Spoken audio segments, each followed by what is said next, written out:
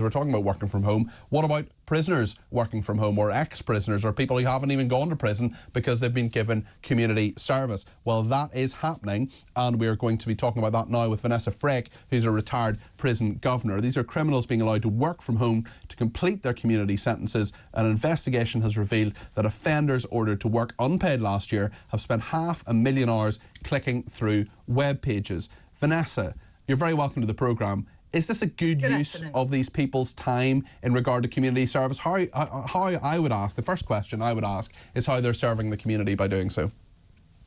Well, I don't necessarily agree with the working from home side of things, apart from if they're doing like an open university degree or etc., something like that. But I think, you know, our prisons are in such a state, our overcrowding, you know, our projection of locking people up is going to go above 100,000. In Norway, what they actually do is they stay at home Monday to Friday and go to jobs, work from home, whatever, and then go to prison at weekends. And I think at some stage in this country, we will have to look at a radical proposal. And I think this is probably the start of it. Yes, people will turn their heads, raise their eyebrows. But if you think that community service as is at the moment is working, then I'm afraid you're sadly mistaken, because it's not. Vanessa, this may shock you, but I was a slightly precocious teenager. And I've always been interested in prisons and prison reform and prisoners and criminal justice. And I promise you, there was a proposal by the then Labour government when I was 16 years old. So that was back in, 2000. When there was a proposal that prisoners be kept in 9 to 5 and then let out. And I wrote a letter to the Mail on Sunday saying it should be the opposite way. It should be exactly what Norway have done. Let them do a job, serve the community, and then take their liberty away from them in their free time in the evenings or at weekends. Yeah. So it's funny how these ideas kind of come round and so on. Maybe the Norwegians took inspiration from me. Wouldn't blame them. Vanessa, on a more serious note, I mean, the idea of community service, does it actually work? Because some of the statistics are pretty shocking. 6 million hours of unpaid work ordered last year by courts. 4.7 million hours, or 78%, were completed, but 22% just written off. Actually, we're not going to get these people to do this. We're not going to follow it up. We're just going to let it go. Yeah, and a lot of that is because the management of the community service is pretty poor. They're not the right people doing it. It's not strong and strong enough for it to make a difference, and really that's what we need. You know, it should be serving the community that they've offended against, and I think we're quite far from that. It's not strict enough. You know, prisoners you see standing around pretty much doing nothing, and I think that unless they look at alternative methods and alternative management of it, it's still going to remain that. You know, don't forget, Peter, we have the worst reoffending rates in Western Europe. So, you know, that's nothing to be proud of. And the point that we've talked about before, Vanessa, is the fact that unless you're one of the fewer than 100 people who have whole life tariffs like Wayne Couzens or Rose West, well, actually, you're going to get out, you're going to be free, you're going to be a member of society. Well, I certainly want those people to have jobs, have a stable home and pay taxes and become productive members of society. If they are, perhaps during their community service, not actually serving the community, but taking courses that allow them to get employment, my view would be they should do that in their own time.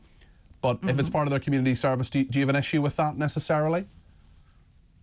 No, I don't think I do, as long as it was managed properly, and that, of course, is the big issue. I think, you know, if somebody wants to do their community service by, you know, getting a degree, something that they've never done or anything, nobody in their family has done that, then yeah, I think that but they should be not serving the community. That's serving themselves, isn't it, Vanessa? Yes, I think it is, and I think probably the name community service needs to change, and I think more thought needs to go into what does actually serving the community mean. Because I'm not of the point that, you know, picking up litter and sweeping streets is, although it's doing a service, it's not teaching people who have broken the law not to break the law again.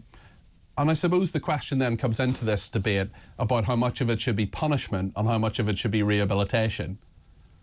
Well, yes, absolutely. You know, I think the focus for community service or service of any kind needs to be on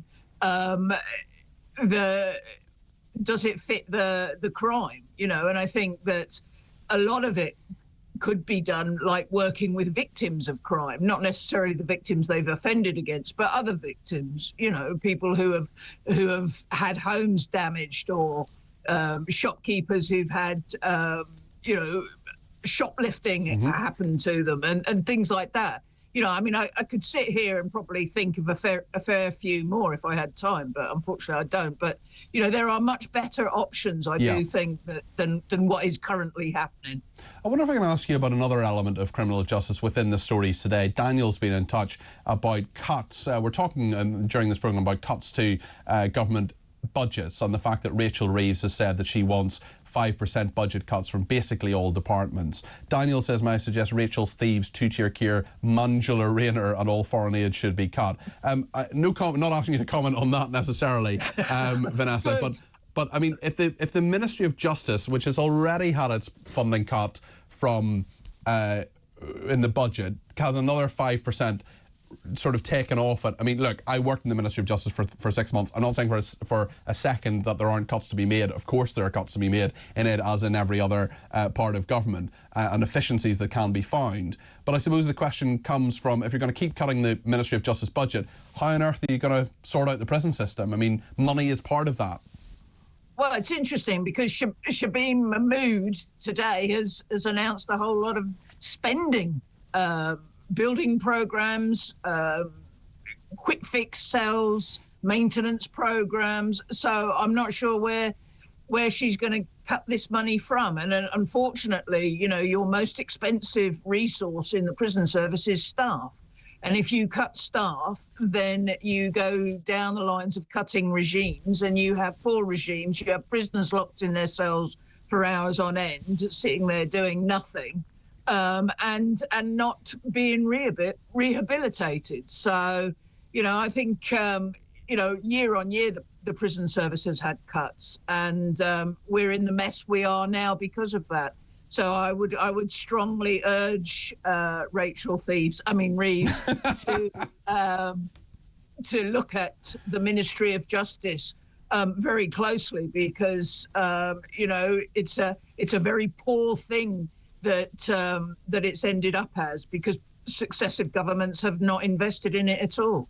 Vanessa, thank you. Really appreciate your contribution. That's Vanessa Frake, who's a foreign prison governor. Vanessa, you have a book as well. What's the name of your book? The Governor. The Governor. Absolutely brilliant. Love it. That is Vanessa Frake, retired prison governor and author of the book The Governor. Must check that out. Christmas is just around the corner.